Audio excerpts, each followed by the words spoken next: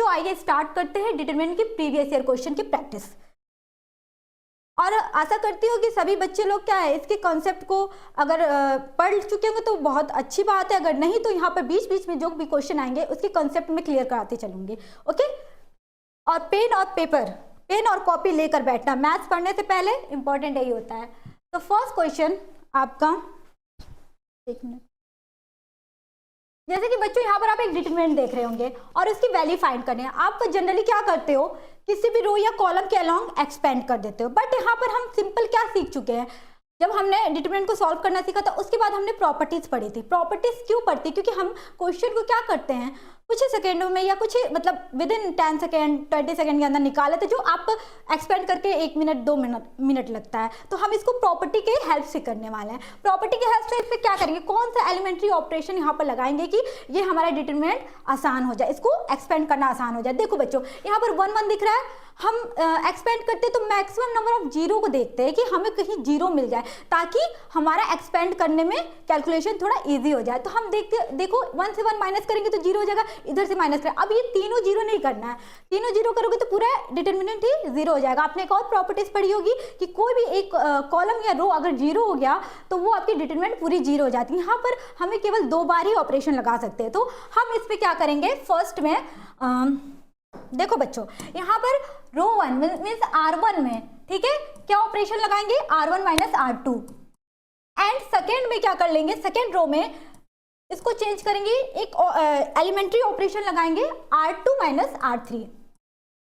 Okay, R2 minus R3, यहाँ 2 है और यहाँ 3 है, ठीक है, R2 माइनस R3। अब ऑपरेशन को जब लगाते हैं तो हमारा क्या डिटरमिनेंट निकलता है, यहाँ पर निकलता है 1 माइनस 1 करोगे 0 और x में से y को माइनस कर दोगे, फिर x square minus Y square.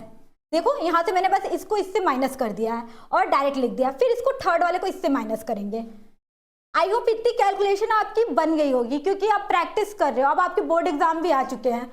अब देखो y minus Z and Y square minus Z square, फिर थर्ड वाला ऐसे ही यहाँ पर उतर जाएगा। अब बच्चों इसको देखो फॉर्मूला आपका यहाँ पर आइडेंटिटी यूज हो जाएगा, आपने पढ़ा होगा A square minus B square का formula a plus B a minus B, बस यहाँ पर पुट कर देना है। जब पुट करोगे तो हमारा डिटरमिनेंट क्या हो जाएगा, 0 x minus Y and x plus Y x minus Y and then 0 y minus Z y plus Z and y minus Z.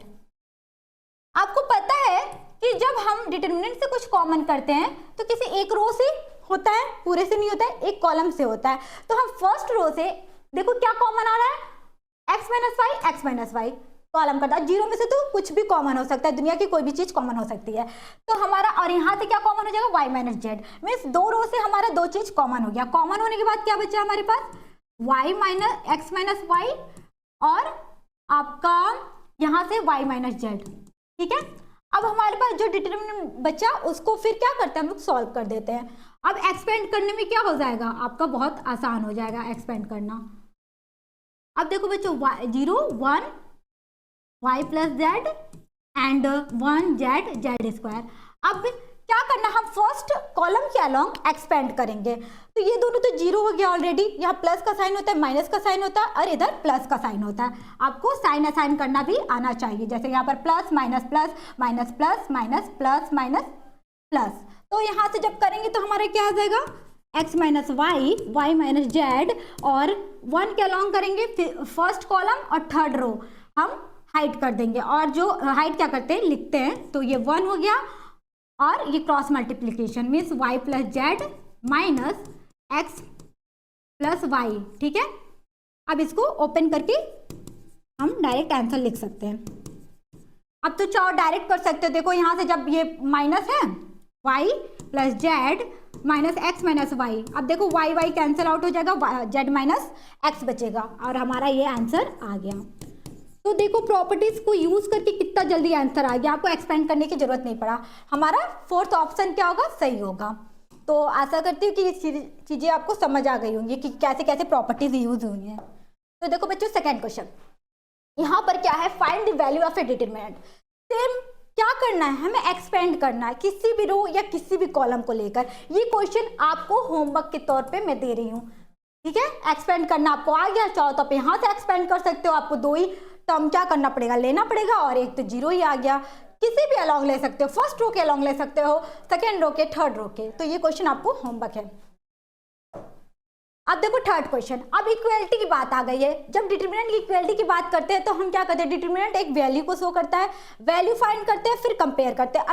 आपका मैट्रिक्स में क्या होता था बच्चों, मैट्रिक्स में हम direct A B C D अगर लिखा है और कंपेयर किए तो सबसे पहले हम ऑर्डर को चेक करते थे, ऑर्डर को चेक करते थे, ठीक है। तो ये हमारा इक्वल, करस्पॉन्डिंग एलिमेंट इक्वल होते थे। बट यहाँ पर अलग होता है, यहाँ पर हमारा क्या है, ये देखो यहाँ 18 होगा बच्चों, एक मिनट, यहाँ 18 होगा, छूट गया है, इसको 18 बना लेना। जब इसका क्रॉस मल्टीप्लीकेशन करेंगे, इसका डिटरमिनेंट 2/2 को सॉल्व करेंगे तो x² माइनस 36, और इधर जब क्रॉस मल्टीप्लीकेशन करेंगे तो देखोगे 36 माइनस 36 मीन्स 0 आ जाएगा। x² minus 36 is equal to 0, x² is equal to 36। हमारी वैल्यू क्या आएगी, x is equal to plus minus 6। अब यहाँ पर एक बात आती है कि अगर x इज इक्वल टू √36 दिया हुआ तो x की वैल्यू क्या हो सकती है, ये आप हमको कमेंट करना, ओके। यहाँ पर तो प्लस माइनस में वैल्यू है, और यहाँ पर हमारा सेकेंड बी वाला ऑप्शन सही होगा, ओके। तो ये भी चीजें आपको समझ आ गई कि बहुत इजी कैलकुलेशन था। थर्ड क्वेश्चन सेम वही है, यहाँ पर डी कुछ भी ले लेना, कुछ छूट गया है, नॉन ऑफ दिस। अब देखो इसको सॉल्व करना, और आप क्या करोगे, x² की वैल्यू देना है आपको, यहाँ की x की वैल्यू भी नहीं देनी है, तो इसको आप सॉल्व करोगे, ये भी आपका होमवर्क है।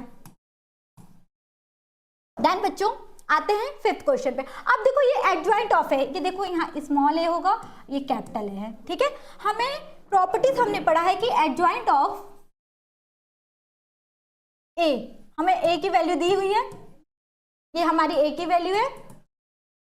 क्या होता है, आपको एक प्रॉपर्टीज याद होगी कि डिटरमिनेंट ऑफ ए क्या, n-1, ओके। तो n-1 होता है, ये हमको अगर प्रॉपर्टीज याद रही तो हम विद इन कुछ सेकंड में निकाल लेंगे, क्योंकि एडजॉइंट ए निकालने के लिए थोड़ा सा आपको मशक्कत करनी पड़ेगी। क्या करनी पड़ेगी, हम कोफैक्टर निकालते हैं, फिर इसको अरेंज करते हैं, तो उसमें थोड़ा टाइम लगता है। मैंने एक शॉर्ट फॉर्म भी बताया था कोफैक्टर निकालने का, वो तरीका यूट्यूब पे भी आपको मिल जाएगा। तो हमको क्या करना है, हमको ये प्रॉपर्टीज यूज करके इसको कुछ सेकंड में हम निकाल सकते हैं। अब देखो प्रॉपर्टीज यूज करना है, फर्स्ट रो के अलॉन्ग कर लो, 2 ही करना पड़ेगा, एक तो 0 ही है। हम पहले डिटरमिनेंट ऑफ ए निकालते हैं। डिटरमिनेंट ऑफ ए निकालने के लिए डायरेक्ट मैं कर रही हूँ बच्चों, आपका रो फर्स्ट कॉलम हाइड करते हैं और 2 है, 2 लिख देते हैं उस एलिमेंट को, और क्रॉस मल्टीप्लीकेशन -1 और -8, देन -1, ये क्योंकि प्लस माइनस प्लस होता है, -1। अब देखो इसको हाइड किया, इसको हाइड किया, क्रॉस मल्टीप्लीकेशन, इधर वाला तो 0 ही हो जाएगा, छोड़ दो, और यहाँ पर -3।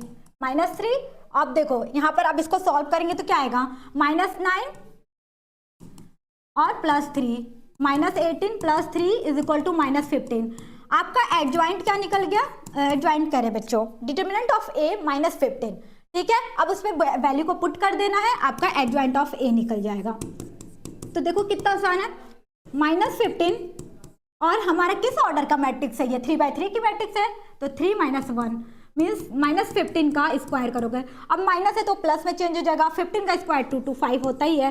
और अगर आपको 15 का स्क्वायर निकालने नहीं आता, किसी भी नंबर के यूनिट डिजिट पे जब 5 रहता है तो स्क्वायर कैसे निकालते हैं, 5 का स्क्वायर 25, इसके आपके कंसेक्यूटिव नंबर जो होते हैं इसके बाद वाले 2 है, या तो अगर यहाँ पर 3 होता है तो 4 होता है, उससे मल्टीप्लाई करके लिख देते हैं, तो 2 5। यहाँ पर आपको मैंने स्क्वायर निकालना भी बता दिया। तो हमारा ये वाला देखो बच्चों, यहाँ पर कट करने ना 2 to 5 ऑप्शन था, ठीक है, ये आपका आंसर होगा। नेक्स्ट क्वेश्चन पे आते हैं। अब देखो ऐसे क्वेश्चन को कैसे सॉल्व करोगे, आप लोग क्या करते हो, ये आपकी ए की वैल्यू दी है, ठीक है, ये आपका एक मैट्रिक्स है ए, इसकी वैल्यू दी है। अब इस क्वेश्चन को कैसे सॉल्व किया जाता है, आप क्या करते हो, ए स्क्वायर निकालते हो, फिर 5a का मतलब कि इसके लिए मल्टीप्लीकेशन करते हो। आई यहाँ पर आइडेंटिटी मैट्रिक्स है 1 0 0 1, तो उस तरीके से ना निकाल के हम आपको एक थ्योरम बताते हैं जिसका नाम है, मैंने अपने क्या कहते हैं क्लास में भी बताया था, इससे आप विद इन कुछ सेकंड में कर सकते हो। मुझे देखो टाइम लगता है समझाने में, तो हमको इतना टाइम लग जाता है। लेकिन आप जिस तरीके से हम बताते करने के लिए, अगर उस तरीके को अपनाओगे तो आप विद इन कुछ सेकंड में क्या कर सकते हो, क्वेश्चन को सॉल्व कर सकते हो हैमिल्टन थ्योरम है। ठीक है, अब देखो बच्चों इसका यूज कैसे किया जाता है, इस पे कुछ और भी आइगन वैल्यू वगैरह है, बट क्या कहते हैं आपके बीएससी वगैरह में आ जाते हैं। लेकिन अभी हमको बस उस चीज को जानना है कि कैसे हम क्वेश्चन को कुछ सेकंड में कर सकते हैं। तो यहाँ पर आता है आपको a minus I is equal to 0, इस फॉर्म में लिखा रहता है। कैसे लिखा जाता है, जो हमारा आपका मैट्रिक्स दिया रहता है उसके डायगोनल एलिमेंट्स में माइनस लैम्डा कर देते हैं 1 और -1 2 minus lambda, 2 minus lambda is equal to आपका ये क्या हो जाएगा, डिटरमिनेंट में चेंज हो जाएगा, इज इक्वल टू 0। अब इसको सॉल्व करना है, कुछ नहीं करना है। ठीक है, जब इसको सॉल्व करोगे तो 3 माइनस लैम्डा 2 माइनस लैम्डा और माइनस माइनस प्लस 1, आपको ये सॉल्व करना आता ही है। 3 2 जा 6 माइनस क्या प्लस लैम्डा स्क्वायर और फिर -3 लैम्डा -2 लैम्डा, किसी तरीके से कर लो, प्लस 1 इज इक्वल टू 0। आपका लैम्डा स्क्वायर एक ऐसे फॉर्म में लिख लो कि इस फॉर्म में आ जाए आपका 5 lambda plus 7 is equal to 0। आप यहाँ पर आई लिख सकते हैं, क्यों, क्योंकि हम किसी भी मैट्रिक्स के एलिमेंट या मैट्रिक्स को क्या करते हैं, मल्टीप्लाई करते हैं तो आइडेंटिटी मैट्रिक्स से वही आ जाता है। मतलब 7 से आइडेंटिटी मैट्रिक्स को मल्टीप्लाई करेंगे तो 7 ही आएगा। तो ये देखो सेम फॉर्म आ रहा है कि नहीं, अब कंपेयर कर दो इन दोनों में, इसकी वैल्यू 0 है तो इसकी वैल्यू क्या आएगी 0। मीन्स डैट कि अगर यहाँ पर ऑप्शन में क्या दिया है, ये ओ है बच्चों, आई है, और यहाँ पर आइडेंटिटी मैट्रिक्स नल मैट्रिक्स, ये आइडेंटिटी है और आपका ये ए स्क्वायर है, तो आपका ये कौन सा मैट्रिक्स होगा, identity matrix. Means first option आपका सही होगा। देन आते हैं नेक्स्ट क्वेश्चन पे। अब देखो if the value of A third order determinant, यहाँ पर कोई थर्ड ऑर्डर का डिटरमिनेंट दे दिया, मीन्स 3/3 का डिटरमिनेंट है। Is the determinant form by replacing each element by it's cofactor. आपको पता है कि कोई एक मैट्रिक्स या डिटरमिनेंट है, या मैट्रिक्स मान लो, ऐसे भी लिख सकते हो ब्रैकेट करके, A11 इसका एलिमेंट है, A2 A13 मतलब एक रोल गया। इसको जब चेंज करते हो कोफैक्टर में, मतलब इसके एलिमेंट को कोफैक्टर में चेंज करते हो तो कैसे लिखोगे, कोफैक्टर के टर्म में C11 C12 C13। आपको पता है कोफैक्टर कैसे निकाला जाता है, कोई एलिमेंट दिया रहता है उसके एडजॉइंट को, एडजॉइंट ऑफ ए निकाला और उसको क्या किया हमने, ट्रांसपोज करके, कोई भी अगर इसको ट्रांसपोज करोगे तो हमारा एडजॉइंट निकलता है। ठीक है, हमें एडजॉइंट निकलता है। अब एडजॉइंट हमें ये क्या हो गया a⁻t। अब दोनों तरफ हमने क्या ले लिया, डिटरमिनेंट ले लिया। आपको यहाँ पर प्रॉपर्टीज यूज होगी, इसका डिटरमिनेंट। आपको एक प्रॉपर्टीज याद है कि हमें डिटरमिनेंट का जब ट्रांसपोज करते हैं तो उसी डिटरमिनेंट के इक्वल रहता है, कि हम किसी रो या कॉलम के डिटरमिनेंट को चेंज करते तो उसकी वैल्यू वही आएगी जो ट्रांसपोज वाले की आएगी, या जो सेम जो पहले रहेगी और ट्रांसपोज किया तो सेम आएगी। तो यहाँ पर क्या हो जाएगा, ये आपका ए के इक्वल रहेगा। ठीक है, अब मीन्स डैट की इसके इक्वल रहता है, हमें इसकी वैल्यू पता है ना, डिटरमिनेंट ऑफ ए की वैल्यू क्या होती है, ये तो इसके इक्वल रहता है।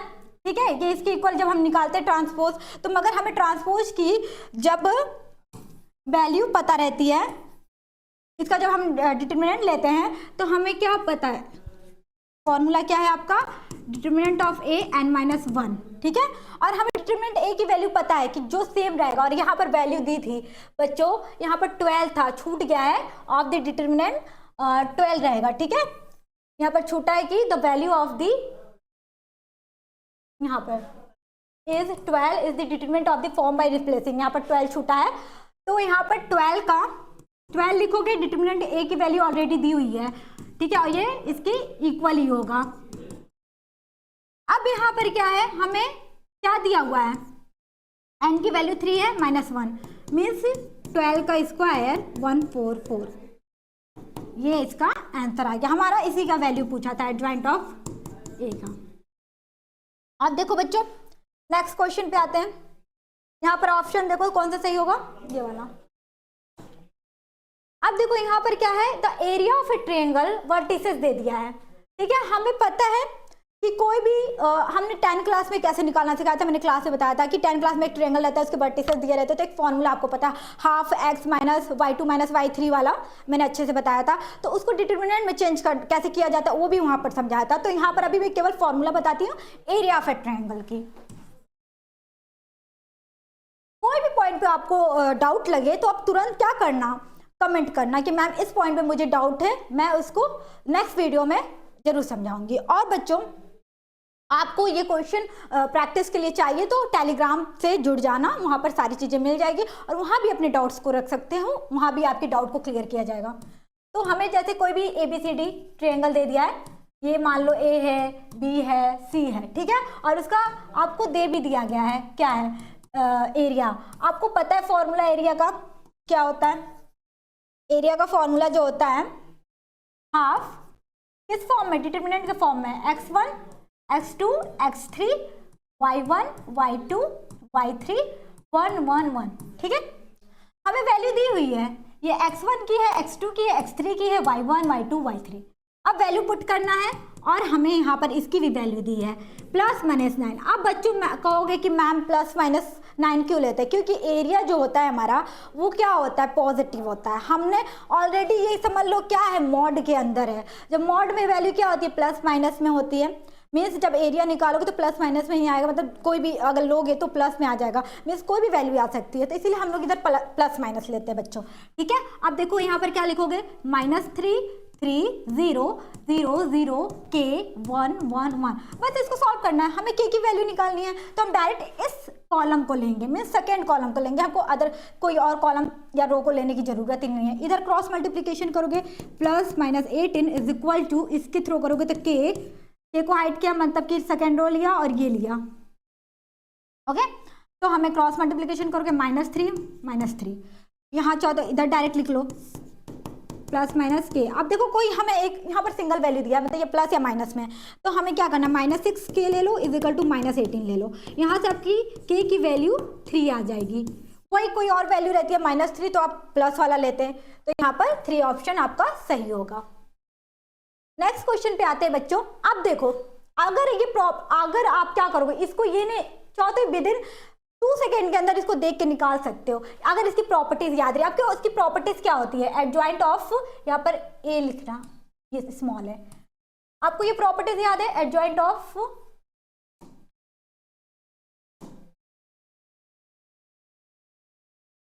Of A is equal to, अब देखो यहाँ पर प्री मल्टीप्लीकेशन हुआ था, यहाँ पोस्ट मल्टीप्लीकेशन कर रहे हैं। आपको पता है कि एडजॉइंट ऑफ ये डिटरमिनेंट ऑफ आई मल्टीप्लाई आई के इक्वल होता है। आई यहाँ पर आइडेंटिटी मैट्रिक्स है, तो ये एक आपका क्या है, ये आपकी प्रॉपर्टीज है, ठीक है, एडजॉइंट की। अगर इसके थ्रू निकालोगे, हमें देखो आइडेंटिटी मैट्रिक्स होती क्या है, अगर यहाँ पर 3 3 बाई की दी हुई है, हमें डिटरमिनेंट ऑफ ए निकालना है, आइडेंटिटी मैट्रिक्स से मल्टीप्लाई कर देना।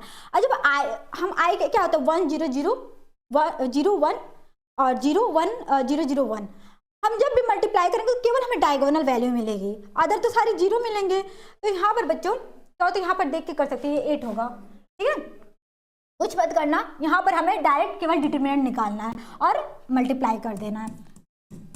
यहाँ पर क्या करोगे, फर्स्ट रो ले लो, फर्स्ट कॉलम, ठीक है, मतलब first row first column, cross multiplication कर दो 1, फिर क्रॉस मल्टीप्लिकेशन 8, इसका क्रॉस मल्टीप्लिकेशन इधर +-, -6, फिर माइनस, यहाँ पर -2 है बच्चों, -2 को जब क्या करोगे यहाँ पर रखोगे तो +2 हो जाएगा, एंड देन इसको क्रॉस मल्टीप्लिकेशन करोगे 0 और 9, ठीक है, +9 हो जाएगा, प्लस लिखने की जरूरत भी नहीं है वैसे।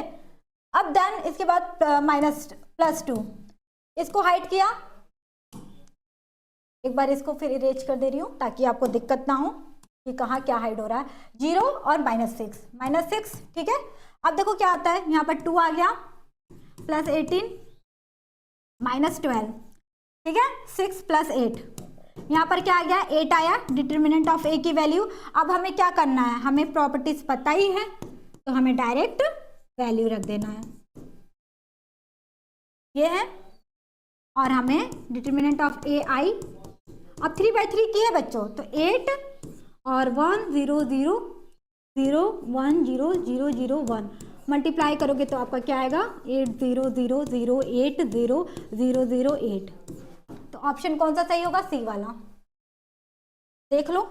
और हाँ, कुछ जिन बच्चों ने सारे कॉन्सेप्ट कर लिए हैं, पहले वीडियो को पॉज करके खुद सॉल्व करना, देखना कि कितना मिनट लग रहा है करने में और प्रॉपर्टीज के हिसाब से कितना मिनट लग रहा है, तो दोनों करके देखना, एडजॉइन निकाल के ए से मल्टीप्लाई करके या तो इस प्रॉपर्टी को यूज करना। हम तो कहेंगे एग्जाम के पॉइंट, देखो आप जब अपने बोर्ड एग्जाम में दे रहे होगे तो चाहो तो इस तरीके से करो, क्योंकि वहाँ पर स्टेप पे नंबर मिलता है। यहाँ पे इसको भी यूज भी कर सकते हो, डायरेक्ट निकाल सकते हो।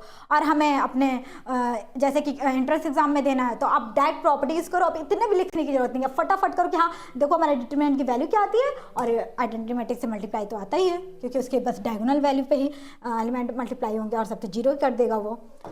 अब देखो नेक्स्ट क्वेश्चन, अगर कोई ए स्क्वायर मैट्रिक्स है, ठीक है, स्क्वायर मैट्रिक्स में तो ऑर्डर 3, यहाँ तो स्क्वायर मैट्रिक्स ही देखना, क्योंकि डिटरमिनेंट केवल स्क्वायर मैट्रिक्स का ही निकाला जाता है। हमें डिटरमिनेंट ऑफ ए की वैल्यू दे दी है, अब इसकी वैल्यू निकाली। यहाँ पर क्या पढ़े हो आपने? एक फॉर्मूला पढ़ा है कि ए को जब किस फॉर्म में लिखते हैं, हमें इस वाले को जब ओपन करते हैं तो हमारा के जो निकल के आता है वो जिस ऑर्डर का रहता है उसके पावर को बाहर निकालता है और डिटरमिनेंट ऑफ ए निकालता है। ये प्रॉपर्टी यहाँ पर यूज होगी।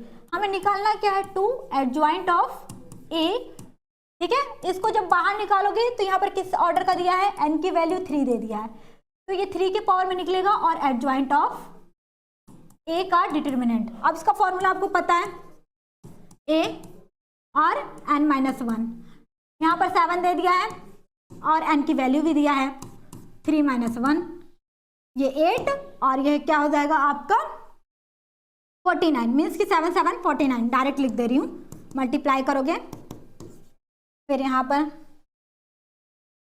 39, ठीक है, आपका ये वाला आंसर सही हो जाएगा। तो आपको समझ आ गया प्रॉपर्टीज का यूज करके हम किसी क्वेश्चन को क्या कर सकते हैं? झटके में, चुटकियों में कर सकते हैं। इसीलिए प्रॉपर्टीज को पढ़ना जरूरी है, जो कि सीबीएसई से हटा दिया गया है। और अगर सीबीएसई बोर्ड से हटाया, मतलब उसके सिलेबस से हटाया गया, तो आप लोग क्या करना, आपको जब क्वेश्चन लगाना तो प्रॉपर्टीज का, मतलब एंट्रेंस एग्जाम में तो हम तो कहेंगे प्रॉपर्टीज का यूज करके करना। बोर्ड में चाहो आप लेंथी फॉर्म में करो, वहां पर स्टेप में नंबर दिया जाता है। There are a 2 value of each bag. देखो यहाँ पर क्या है, ए की 2 वैल्यू निकलेगी। आपका डिटरमिनेंट की वैल्यू दी है, आपको सॉल्व करके ए को निकालना है और देखना है कि उसकी प्लस को निकालना है। डिटरमिनेंट तो दिया है कि जब ए की वैल्यू 2 निकलेगी तो उसको प्लस करने पे क्या आता है, तो आई गेस डिटरमिनेंट को सॉल्व करते हैं और वैल्यू निकालते हैं। जैसे यहाँ पर हम डायरेक्ट निकालने बच्चों, ठीक है। यहाँ पर क्या करोगे,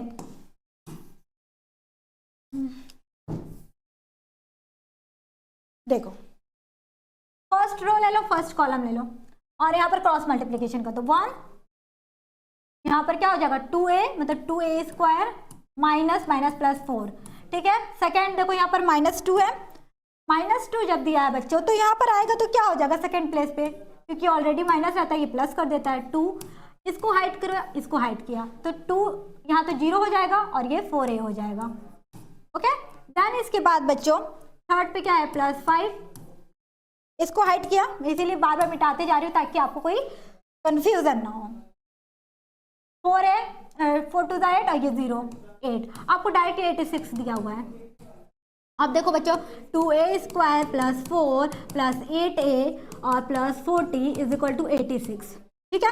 अब देखो 44 को उधर माइनस कर देना है, 2a square plus 8a 86 minus 44, आपका 42 आएगा, 42 इधर कर देना तो आपका एक इक्वेशन आ जाएगा। अगर आप पढ़े हो किसी को इक्वेशन का रूट निकालना होता है ना, रूट का प्लस, सेम यहीं पर है, रूट का प्लस निकालना है तो आप क्या करोगे, एक फॉर्मूला 10 क्लास में पढ़ोगे कि अल्फा प्लस बीटा रूट का सम क्या होता है -b/a, ठीक है। चाहो तो इस इक्वेशन को सॉल्व कर सकते हो, एक बार इक्वेशन को ये भी लिख सकते हो 4a minus 21 is equal to 0।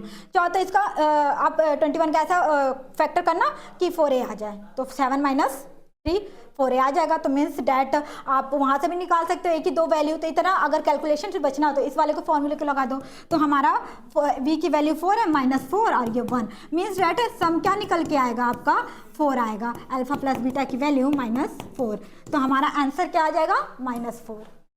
तो कैलकुलेशन को ईजी करना सीखो। अब देखो 13 क्वेश्चन, अब यहाँ दिया है कि इनवर्स एग्जिस्ट करता है तो हमें लैम्डा की वैल्यू बताना है, फाइंड लैम्डा, ठीक है। अब देखो यहाँ पर लैम्डा है बच्चों, नॉट इक्वल टू 0 नहीं है, ठीक है। अब देखो बच्चों ए इनवर्स कब एग्जिस्ट करता है, जब हमारा वो मैट्रिक्स का डिटर्मिनेंट नॉट इक्वल टू 0 होता है। सिंगुलर मैट्रिक्स होता है तो हम इनवर्स निकालते नहीं है। सिंगुलर मैट्रिक्स कब होता है, जब determinant of A is equal to 0 होता है। तो हम बच्चों इसी को यहाँ पर अप्लाई करेंगे। यहाँ पर क्या करना है, डिटर्मिनेंट ए को फाइंड करना है, नॉट इक्वल टू 0 लिखना है। अब देखो इसके थ्रू करेंगे 2, ठीक है। अब यहाँ क्रॉस मल्टीप्लीकेशन किया 6 minus 5, okay, plus lambda minus lambda, lambda. अब देखो माइनस लैम्डा क्या मतलब, हमने फर्स्ट रो फर्स्ट कॉलम के अलाउंग, फर्स्ट रो के अलाउंग अब क्या कर रहे हैं हम लोग, एक्सपेंड कर रहे हैं। तो अब ये करेंगे, ये करेंगे, तो 3 0 हो जाएगा, माइनस 5 एंड माइनस यहाँ पर प्लस 3 हो जाएगा। वाई, क्योंकि ये माइनस है, ठीक है, क्योंकि यहाँ पर प्लस का पोजीशन रहता है। ये तो पोजीशन आपको याद ही है, बार बार मुझे लिखने की जरूरत नहीं है। इसको हाइड किया, इसको हाइड किया, ठीक है। तो 2 ये 0 minus two is not equal to 0। तो बच्चों यहाँ पर 2 प्लस 5 लैम्डा और माइनस 6, एक मिनट बच्चों, माइनस 6 नहीं, यहाँ पर 0 माइनस 2 और हाँ प्लस माइनस माइनस हो जाएगा बच्चों, यहाँ पर माइनस होगा, सॉरी यहाँ पर थोड़ा सा -3, ठीक है, प्लस आपका क्या हो जाएगा, +6 हो जाएगा, यहाँ पर +6 नॉट इक्वल टू 0। अब देखो 5 लैम्डा इज इक्वल टू -8, मैंने डायरेक्ट लिख दिया, not equal to lambda not equal to -8/5। तो जरूरी नहीं है इसका कोई आंसर आए, आपका नॉन ऑफ दिस भी दिया है तो हमारा आंसर क्या हो जाएगा, हमेशा ऑप्शन को देख के ही आंसर लगाना बच्चों। तो हमारा 4th ऑप्शन सही होगा, ओके। अब देखो 14 क्वेश्चन, अगर कोई हमारा क्या कहते हैं ए आई जी के फॉर्म में एक स्क्वायर मैट्रिक्स है, ये डिटर्मिनेंट का आपको लगेगा लेकिन ये मैट्रिक्स है, फिर square matrix of A order 3 का ऑर्डर है और एडजॉइंट करी हूँ, डिटर्मिनेंट ऑफ ए दिया है -7, देन द वैल्यू ऑफ ए। अब इसकी वैल्यू फाइंड आउट करनी है। मैंने अपनी क्लास में बताया था कि सम ऑफ ए क्या कहते हैं, एलिमेंट ऑफ सम, क्या कहते हैं, सम ऑफ दी और product of sum of the product of element और their corresponding cofactor is a क्या होता है आपका, डिटर्मिनेंट को फॉर्म करता है। जैसे हम किसी 3/3 की मैट्रिक्स ले लिया जा, जैसे यहाँ पर लिया ना 1 1 1 2 1 3 A21 A22 A23 A31 A32 A33, ठीक है। तो हमको डिटर्मिनेंट फाइंड करना है और हमें कोफैक्टर दिया रहता है। तो हम कैसे बताए थे, A11 C11 A21 C21 A आपका 31 C31 इज इक्वल टू आपका क्या कहते हैं, यहाँ पर डिटर्मिनेंट आ जाता है। लेकिन बच्चों एक कंडीशन मैंने और बताया था कि जब हम इसी एलिमेंट को, इस वाले एलिमेंट को, मतलब फर्स्ट के एलिमेंट को, रो के एलिमेंट को उसके दूसरे किसी और क्या कहते हैं रो के कोफैक्टर से जब हम मल्टीप्लाई करते हैं तो क्या आ जाता है, 0 आ जाता है। तो यहाँ देखो क्या यहाँ पर आपको दिख रहा है A11 है तो इसका कोफैक्टर यहाँ पर ये कोफैक्टर दिया हुआ है, AIG क्या है, कोफैक्टर, तो ये दूसरा कोफैक्टर है यहाँ पर A आपका 2 1 है बच्चों, ठीक है, 2 1 है। तो आपको A11 A12 होगा यहाँ पर, सॉरी यहाँ पर A11 A12 A13, ठीक है। अब देखो इसके कोफैक्टर अलग अलग है ना, कोफैक्टर देख रहे हो सेम नहीं है, तो मीन्स डैट कि उसका सम हमेशा 0 होता है। कि यहाँ पर जब हम किसी भी एलिमेंट को उसके कोफैक्टर से मल्टीप्लाई करके और एडिशन करते हैं तो क्या होता है, अदर कोफैक्टर से, तो वो हमारा क्या करते हैं, आपका 0 आता है। यहाँ पर ऑप्शन गलत दे दिया है कि यहाँ पर 0, ठीक है, तो मीन्स ये आपके 0 के इक्वल होगा, यहाँ पर 0 के इक्वल होगा। मीन्स आपका A11 दिया रहा है और यहाँ पर कोई भी कोफैक्टर ले सकते हो, इसका भी कोफैक्टर ले सकते हो। जैसे यहाँ पर 2 का दिया है तो यहाँ पर 3 का भी दिया रहा है, जैसे 2 1 है मैंने सेकेंड का लिया, इसका कोफैक्टर A21 C22 और आपका A13, ठीक है, यहाँ पर 1 होगा बच्चों, 1 2।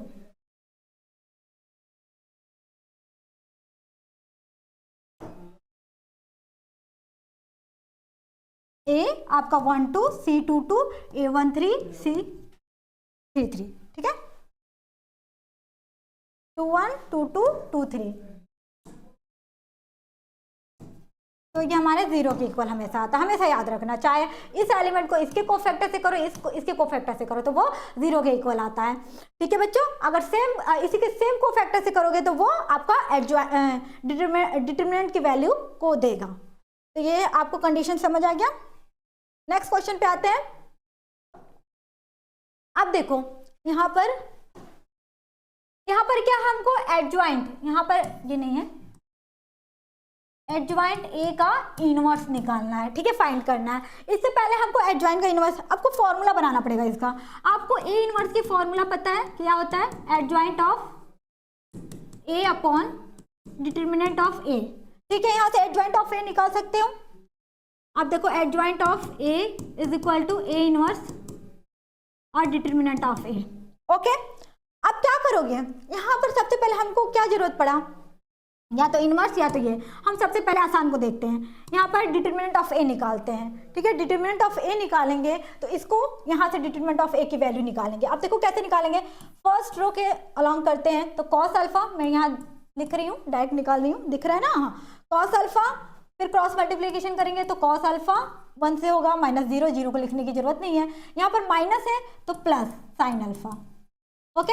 अब देखो जब सेकेंड को हाइड किया, मतलब first row and second column को हाइड किया तो क्या करते हैं, first row and second column इस वाले को लिया है, माइनस माइनस प्लस हो जाएगा साइन अल्फा, ठीक है। साइन अल्फा आपका यहाँ होगा साइन अल्फा आपका माइनस, ठीक है, क्या हो जाएगा 0, यहाँ तो 0 0 हो जाएगा। अब थर्ड वाले को लोगे तो करने की जरूरत नहीं है, 0 है, तो यहाँ पर आपका एडजॉइंट, ये आपका डिटरमिनेंट ऑफ ए की वैल्यू ने निकाल रहे हैं। तो आपको फॉर्मूला पता है, कॉस स्क्वायर अल्फा, ट्रिग्नोमेट्री भी पढ़ा ही होगा, साइन स्क्वायर अल्फा, तो ये क्या होता है 1 के इक्वल आता है। मीन्स डैट हमें इसकी वैल्यू मिल गई, ये 1 है, और यहाँ इनवर्स से जब 1 से मल्टीप्लाई करेंगे तो वही इनवर्स ही आ जाएगा। तो आपका adjoint A is equal to A inverse, direct हम यहाँ पर लिख रहे हैं। अब देखो बच्चों हमको वैल्यू क्या निकालना है, इनवर्स निकालना है एडजॉइंट को, तो दोनों तरफ इनवर्स ले लेते हैं हम लोग। फिर एक प्रॉपर्टीज यहाँ पर यूज होगी, हमें ए इनवर्स का इनवर्स निकालते हैं तो क्या होता है, वो ए के इक्वल होता है। ए इनवर्स का इनवर्स हमारा हमेशा ए के इक्वल होता है, तो मीन्स डैट हमारी जो वैल्यू आएगी यहाँ पर ए के इक्वल आएगी, ठीक है, वही डिटरमिनेंट हमको मिल जाएगा। तो यहाँ तक आपको क्वेश्चन में कोई भी कंफ्यूजन होगा, किसी भी पॉइंट पे कंफ्यूजन होगा तो आप, या देखो बच्चों जब क्वेश्चन सॉल्व करते हो ना, तो ऐसा नहीं है कि मैंने पूरा पढ़ा दिया, मैम कुछ नहीं समझ आया, ऐसा तो हो ही नहीं सकता है। आपको किस पॉइंट पे नहीं समझ आया आपको वो कमेंट करना है कि हाँ मैम मुझे इस पॉइंट पे नहीं समझ आया या मुझे इस पॉइंट पे नहीं समझ आया, ठीक है। तो ये 15 क्वेश्चन जैसे मैंने प्रैक्टिस कराया है, ये आपके कुछ प्रीवियस ईयर में भी पूछे हुए, आपके बोर्ड के एग्जाम के लिए भी इंपॉर्टेंट है, आपके किसी भी बीएससी एंट्रेंस एग्जाम के लिए इंपॉर्टेंट, और ये टॉपिक को मतलब एकदम डिफरेंट टाइप के क्वेश्चन थे, और आगे भी मैं कुछ क्वेश्चन कराऊंगी वो भी डिफरेंट टाइप के क्वेश्चन होंगे जो आपके एग्जाम के पॉइंट ऑफ व्यू से इंपॉर्टेंट होंगे। तो आई होप ये सारी चीज़ें आपको समझ आ गई होंगी। जिस पॉइंट पे भी कंफ्यूजन होगा आप कमेंट करना। तो बाय बाय, टेक केयर।